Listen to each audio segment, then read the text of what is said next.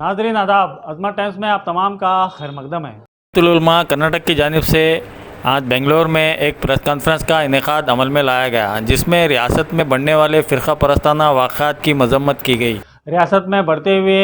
فرقہ پرستانہ واقعات کی مذمت کی گئی۔ بیجاپور اور باگلکوٹ جیسے اضلاع میں فرقہ پرستوں کے بڑھتے ہوئے رجحان کو دیکھتے ہوئے اس رجحان کی کڑی مذمت کی گئی۔ اس میں یہ کہا گیا کہ حکومت اپنے فائدے کے لیے اور اپنی ناکامیوں کو چھپانے کے لیے اس طرح کے واقعات کی پشپناہی کر رہی ہے، جو کہ سراسر قابل مذمت ہے۔ اس موقع پر جمعیت العلماء کرناٹک کے صدر مفتی مختار احمد قاسمی، نائب صدر مولانا زین العابدین، جنرل سیکریٹری مفتی شمس الدین بجلی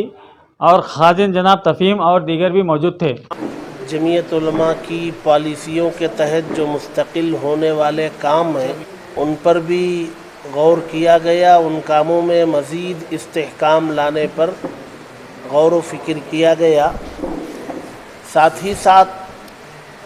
ملک کی جو موجودہ صورتحال ہے اور اپنے صوبے کرناٹک کی جو صورتحال ہے اس پر بھی مکمل جائزہ لیا گیا۔ صوبے کے منتخب ہر ضلع کی نمائندگی کرتے ہوئے 32 افراد صبح 11 بجے سے لے کر کے 2 بجے تک مستقل ان مسائل پر غور کیا گیا۔ ملک میں جو موجودہ حکومت ہے وہ ملک کے باشندوں کو فائدہ پہنچانے والے کوئی کام نہ کرنے اور اپنے مینیفیسٹو میں کیے گئے وعدوں پر کھرے نہ اترنے کی ناکامی کو چھپانے کے لیے فرقہ پرستی کو پہلے کے مقابلے میں پوری شدت کے ساتھ ہوا دینے لگی ہے اور ایک دوسرے کو لڑانے پر اور فتنہ فساد کرنے پر تل گئی ہے، جس کا مشاہدہ آئے دن ہمیں یو پی میں ہوتا رہتا ہے اور قریب میں تریپورہ میں ہوا ہے۔ افسوس کی بات تو یہ ہے کہ پولیس محکمہ جس کی ذمہ داری لوگوں کی حفاظت جس کی ذمہ داری ہے وہ شرانگیزوں کے ساتھ فتنہ پروروں کے ساتھ مل کر نقصان پہنچا رہی ہے، پہنچانے والوں کا مکمل ساتھ دے رہی ہے۔ یہ اس ملک کے لیے بہت ہی افسوسناک ہے۔ اس کی جمعیت علماء بہت ہی کڑے لفظوں میں مذمت کرتی ہے اور ملک کو یہ باور کرانا چاہتی ہے کہ یہ جو فرقہ پرستی کی جا رہی ہے اور ایک طبقے کو نشانہ بنایا جا رہا ہے اور پولیس کا مکمل تعاون لے کے کر رہے ہیں، اس سے ایک طبقے کا نقصان بعد میں ہوگا، پہلے اس کا نقصان ملک کو ہوگا۔ ملک کی ترقی اس سے رکے گی اور ملک میں آپسی بھائی چارہ ختم ہوگا، نفرتیں بڑھیں گی، اس کا اثر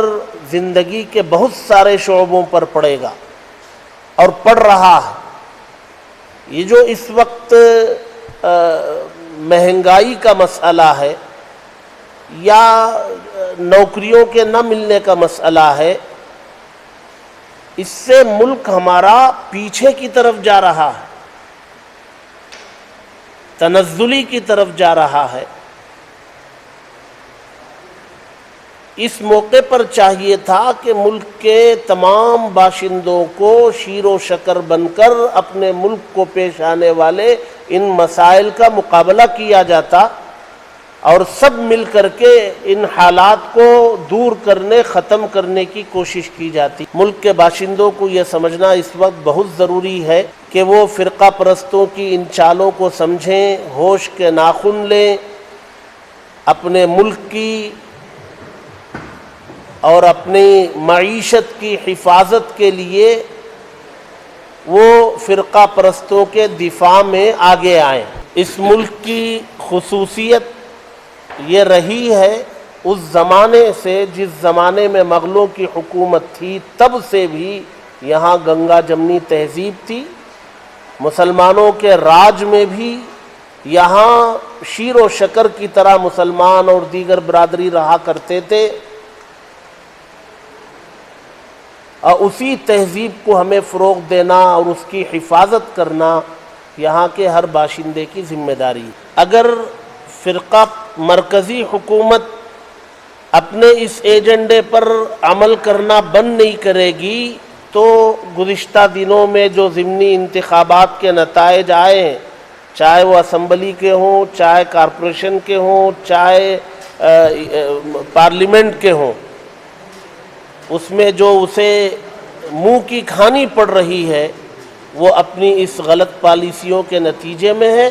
اگر وہ پارٹیاں، مرکزی حکومت اپنے آپ کو سدھارے گی نہیں تو ملک کی عوام عنقریب ان کو ان کی حیثیت اور مقام دکھا نہیں۔ جمعیت نے ابھی ان لوگوں کو قانونی شکنجے میں کسنے کا ارادہ کیا ہے اور اس کے لیے ان کے خلاف کیس درج کرنے اور یہاں کے ایڈمنسٹریشن میں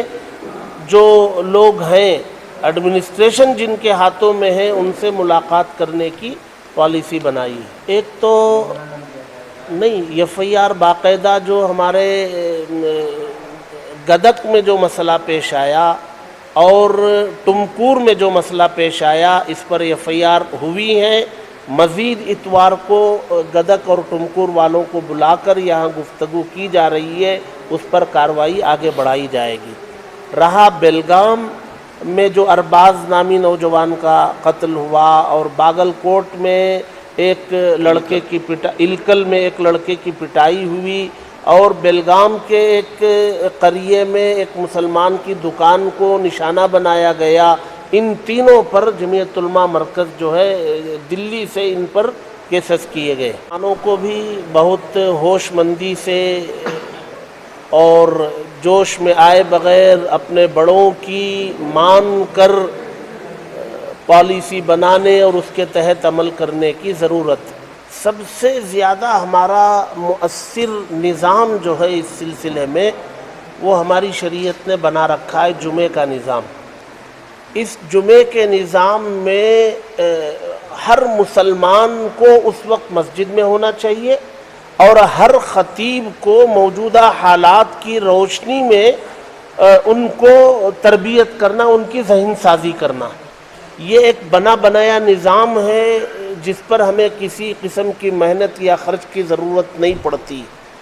ورنہ ہمیں الگ سے نظام بنانے اور خرچ کرنے کی ضرورت۔ نام لینا مناسب نہیں ہے، وہ کئی ایک ہوتے ہیں تو باقاعدہ ہیں اس میں۔